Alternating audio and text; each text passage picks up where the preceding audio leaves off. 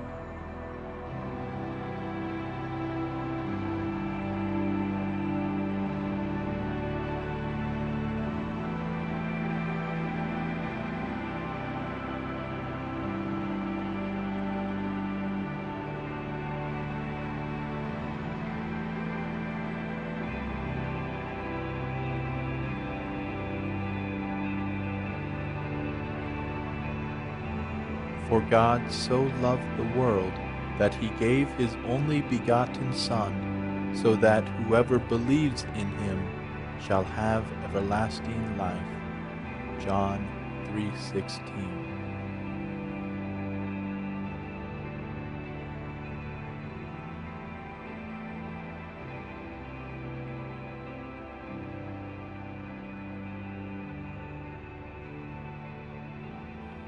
It is more blessed to give than to receive.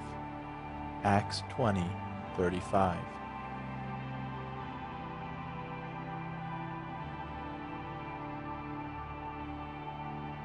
Being a nurse, you know more than you want to know. But I don't think he ever believed it was actually going to be terminal.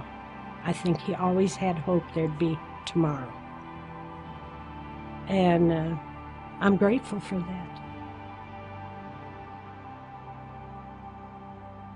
Rudy and I were married for almost 50 years. We lacked 3 weeks of 50 years. He died on March 16th, 2008, and it would have been 50 years April 12th.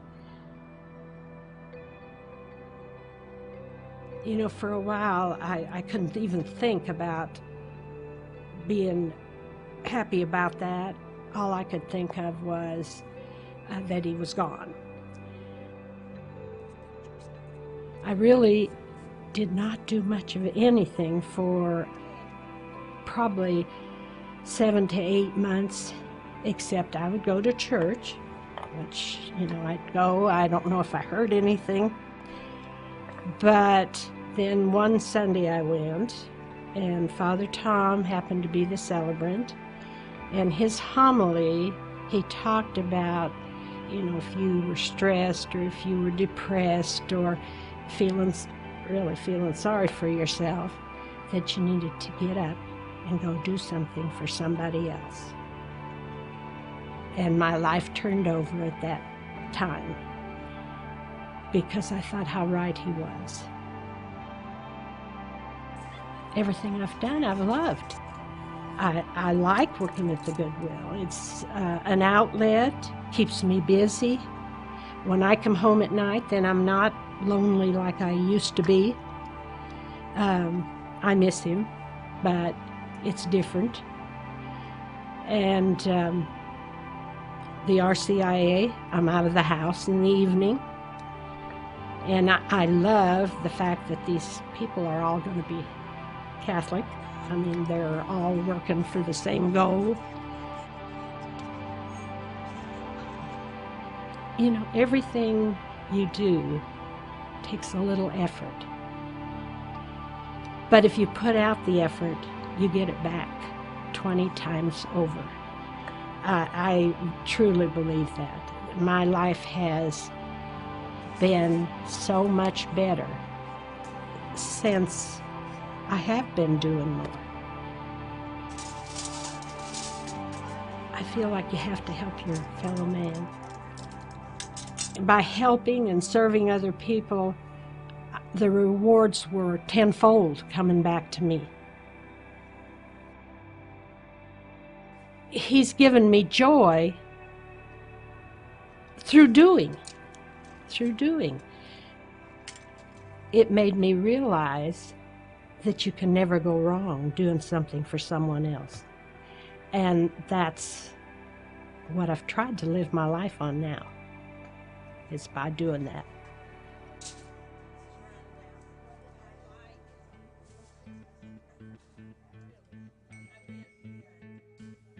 Commit your way to the Lord. Trust that God will act. Psalm 37, verse 5.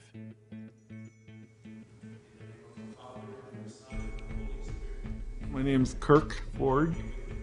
I was born in Chinook, Kansas, and I lost my sight when I was 2 years old. I got an overdose of aspirin. And so I was in a coma 3 months, and I came out blind. They're losing my sight, and especially being at the blind school, a lot of kids were real bitter because they were blind. This is the day the Lord has made. Considering I was told that if I'd lived, I would be deaf, I'd be retarded, I wouldn't be able to talk or see, and I felt God had blessed me in that I'd only lost my eyesight. My mom was, a godsend to me. She made sure I lived a normal life. She didn't want me to have anything different or special. She wanted me to just be like my other brothers and sisters.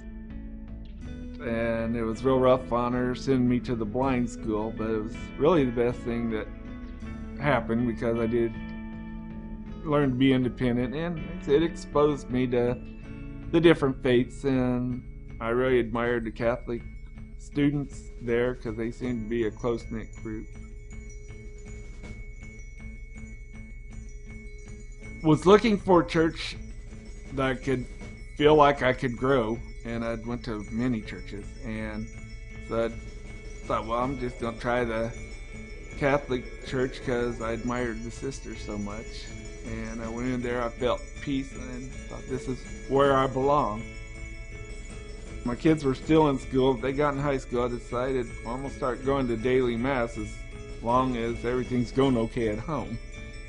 And I got so if I didn't go to mass, it just felt like the day was starting off on the wrong foot.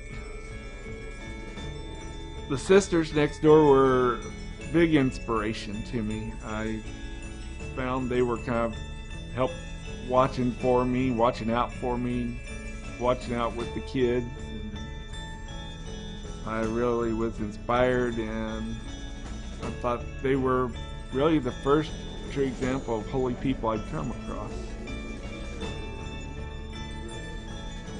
Been really blessed with people from the parish coming and offering to help me. I've had some of them make little comments, say you're putting on weight. That well, before I was walking and I'd try to walk it off, but everybody here is such a blessing that offering to give me a ride that I'm not walking it off as much.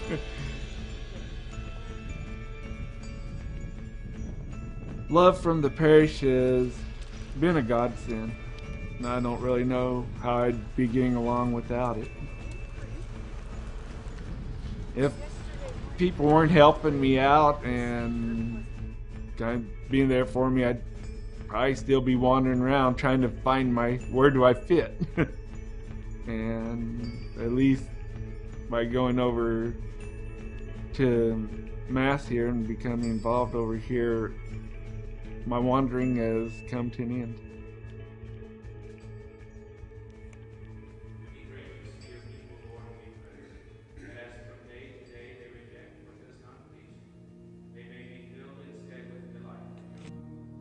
By this we know love, that he laid down his life for us, and we ought to lay down our lives for the brothers.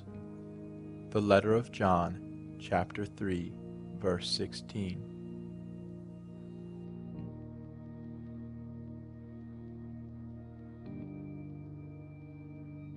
When we say our prayers at night, we always specifically list all the foster kids by name in our prayers, and the list keeps getting longer and longer, and trying to remember all of the names in what order gets a little bit harder. But some of them are just for the weekend, and some of them are for 7 months, and some of them are forever. So one of them forever so far anyways.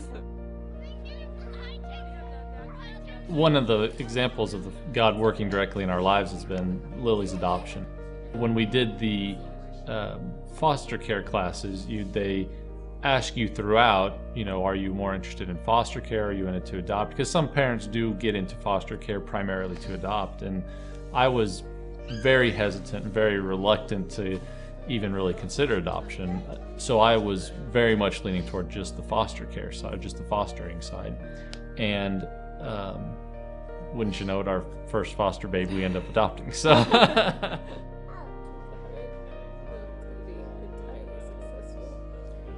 each one of our children, just like any family, is unique and has to be loved in different ways, and has different strengths and weaknesses and all those things. And I have thought before that that's how God sees us, Chloe and I and our family and humanity at large, in that sense that each one of us can be loved for who we are and should be loved for who we are, regardless of who that is.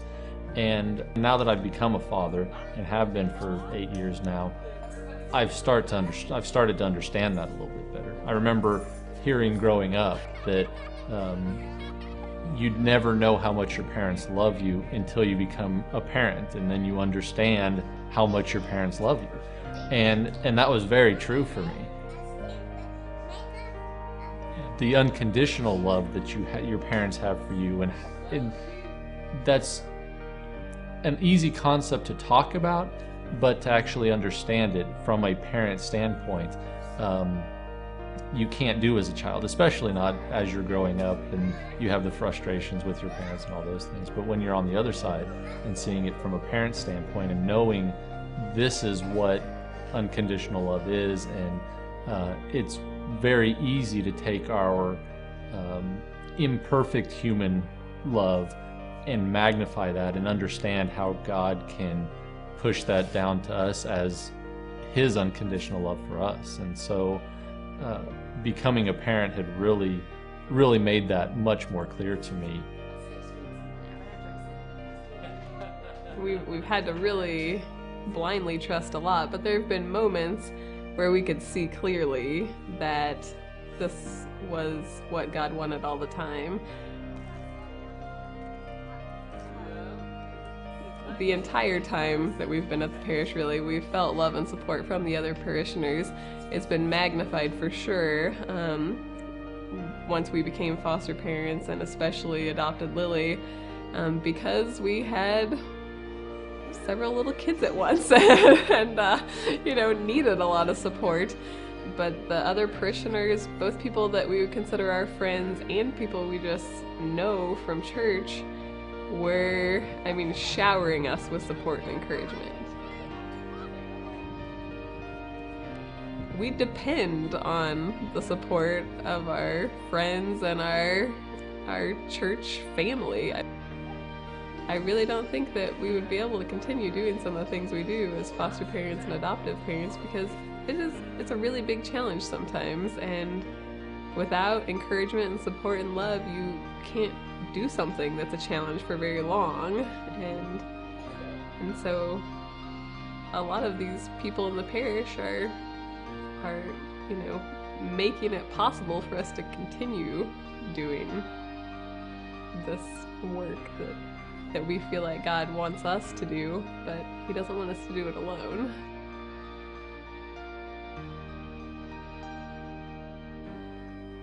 So faith, hope, and love remain, but the greatest of these is love. The letter to the Corinthians, chapter 13, verse 13. Won't buy you a home in Beverly Hills.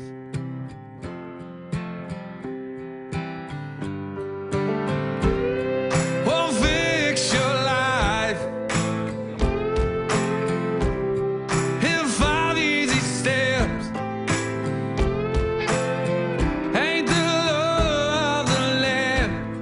God.